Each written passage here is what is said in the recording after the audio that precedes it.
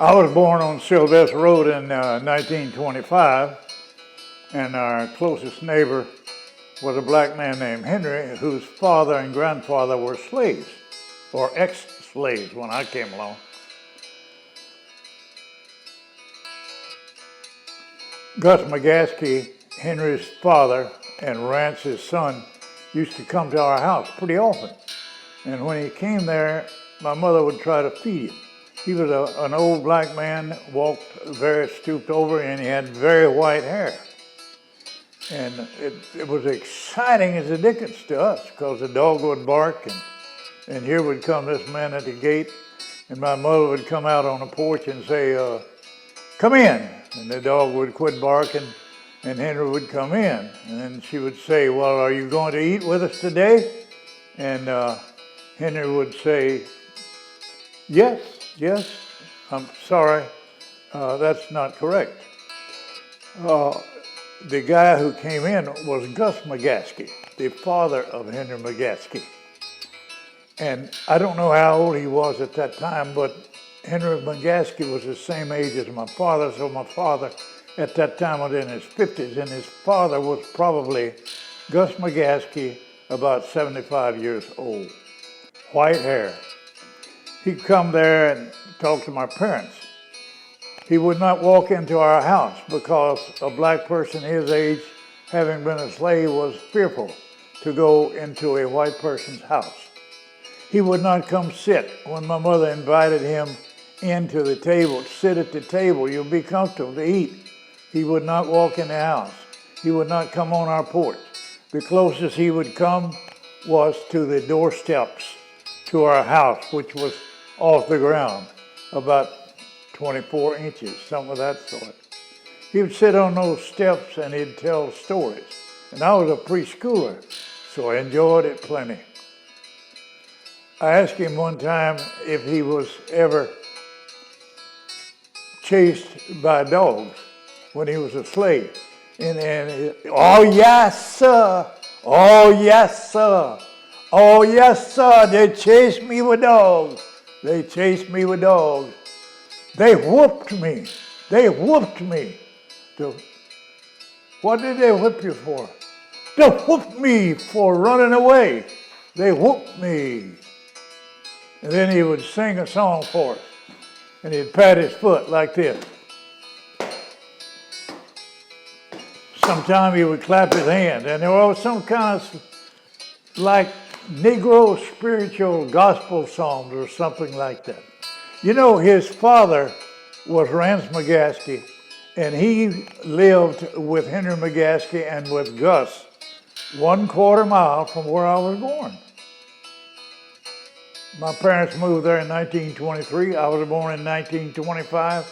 I do not remember Rance McGaskeys, but I remember Gus McGaskeys, and they were both ex-slaves. So you're looking at a guy who had friends who were ex-slaves, and at the same time, there were people around their age, white, who were Civil War veterans. I knew several of them. One of them was named John Wagley. I can't remember most of the other names because at that time I was a preschooler until 1931 when I started to school. I think Rance McGaskeys' name has been found on a slave list in the state of Alabama.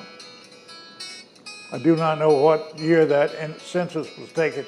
By the way, sometimes slaves' names were written down on census takes in times like the 1840s, 1850s, 1860s. And so it was quite surprising to me when I was 90 years old to learn that Rance McGaskeys had ever been in Alabama, because that was not part of the story that I was familiar with. But an interesting part of the story is, I know where he was buried. I went to the cemetery about 2 miles south of where I was born, along with Patrick, my son, to see the head marker on this grave. could not find it. I found out from one of the neighbors there that in recent years, perhaps around 2005 or thereabouts, some vandalism had taken place in that cemetery, and the head marker of Rance McGaskeys was misplaced, relocated, or moved, or something. However, his wife's head marker is still there. And the head marker, as I recall, announces her death and says that she was 122 years old. Recall now that slaves, for the most part, didn't write. They weren't permitted to be taught to read, write, for the most part. So they did not have birth dates in most cases, unless they had a wealthy owner who had a bookkeeper who kept records on each slave purchased and each one sold. There would not be records. So we know that those are estimated dates, but it's very interesting to look at that head marker. I have a picture of it on my iPhone right now that shows that she was 122 years old. Henry, as I pointed out to you, was born the same year as my father. Henry McGaskeys was born in 1879, and he was a very interesting person.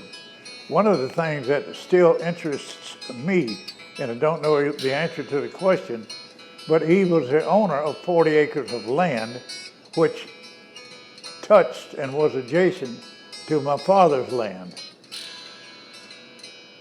How he got to be an owner of the land, I'm not quite sure, because he had become an owner of it, and I don't know the precise date, but in 1923 he already owned 40 acres of land. Having been born in 1879, he wasn't really that old.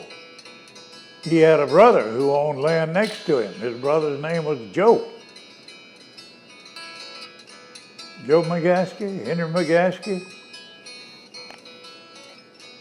Henry had another brother, I believe, named Marshall. I did not know Marshall, but his name came up often at our place. Henry McGaskeys, when I was born, had been the father of 22 children. I think 12 by one lady, and the others by another second wife, giving him a total of 22 children.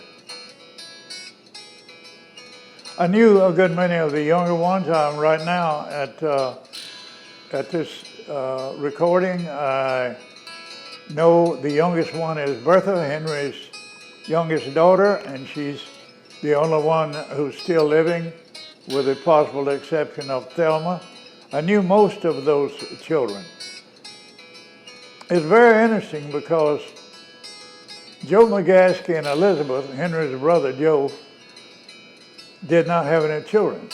Apparently they couldn't have children, and they were very anxious to have children. So my sister Artie, an older sister of mine who had gone to work at Louisiana State Hospital in Jackson, Louisiana, told Henry, tell Elizabeth and Joe that I can get them a baby from the hospital, because sometimes there are babies born there and they don't have any ways to keep them, and the state allows them to be placed with parents for adoption. So Artie came home with a little baby one time, brought it there. They named it John after my daddy, my father.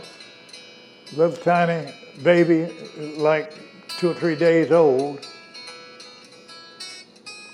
He was named John Henry after my daddy, and would be his grandfather or his Uncle Henry. Went home and lived with Joe and Elizabeth McGaskeys as their son. When Joe and Elizabeth died at a much too young age, the child was still not grown, but Henry took him to live in the house with him. He was taken care of by Henry's children until he died. His parents were in a state institution for the insane, and he apparently inherited limited mental capacity and never learned to take care of his sanitary needs as an individual. So Henry McGaskeys' children took care of that child as long as he lived. And he lived to be 20-some years old. That would have been bound around 1945, 1950. The number of stories I could tell you about those children of Henry's. When I was going to school and started the school, they didn't start school at the same time, because in the 1920s, the state of Louisiana in most communities didn't provide any school facilities for blacks. So my mother taught us that was a difficulty that they had.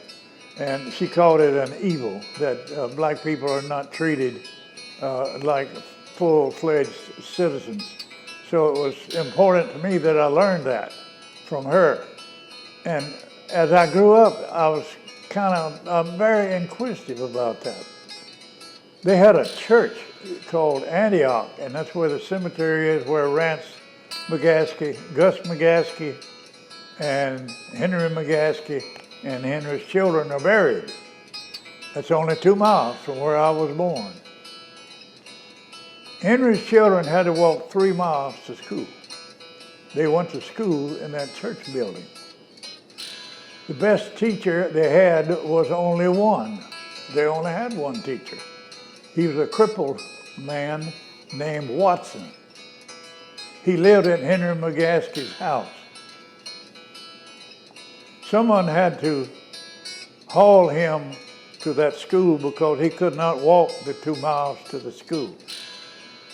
I think it might have been closer to 3 miles. But the children walked to that school every day, and they did that for many years. And when they got through about what they called the 7th grade, if they went to a further school, their parents or someone had to send them to Natchitoches, which was the closest place where black children could board and go to school.